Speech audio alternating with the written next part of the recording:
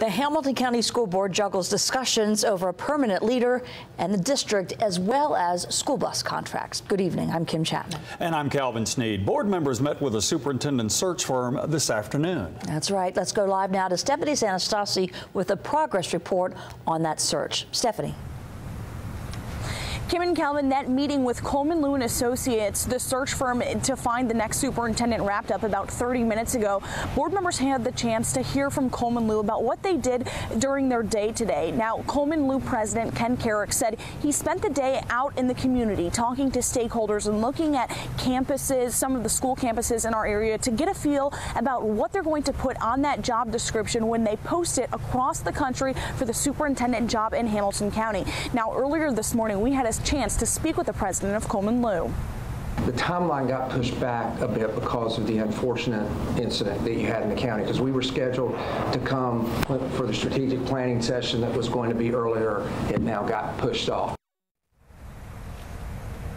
After that meeting with the search firm, the board members had another meeting, an agenda work session tonight, where the topic of school buses came up again. The big topic that board members have been debating is about switching over to owner-operated buses. Now, we had the chance to talk to one owner-operator in Hamilton County that's been driving buses for more than 50 years. Seatbelt on. It's been Alvin Lee's normal routine 5 days a week for 52 years. He calls it a family business. My father was a bus contractor. His uncle was a bus contractor. And I rode with him when I was going to high school, and I just enjoyed it. His son and granddaughter, also drivers. It keeps me busy.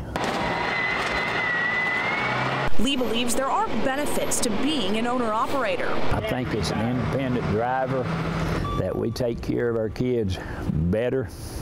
That's my opinion, because we've got the initial investment of the bus, whereas the darn drivers don't. They're just hired by the company. Hamilton County has 49 drivers that own and operate school buses. The other 191 buses in the county belong to Durham. Each one of those owner-operators receives a stipend. I get paid so much a mile and so much a seat for the capacity of my bus. Lee believes since the Woodmore crash, the safety of drivers in the county has gotten more attention than ever before.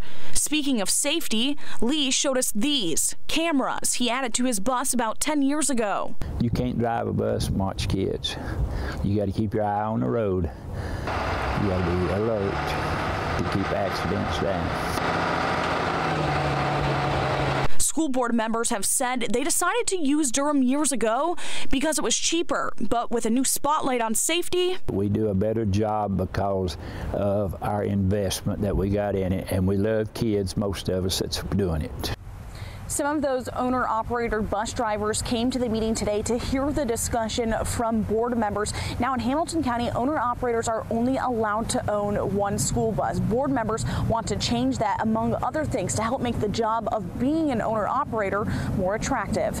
For now, reporting live in Hamilton County, Stephanie Anastasi, News Channel 9. Stephanie, thank you. And Alvin tells us that in 2015, he was inducted into Tennessee's Hall of Fame for bus drivers.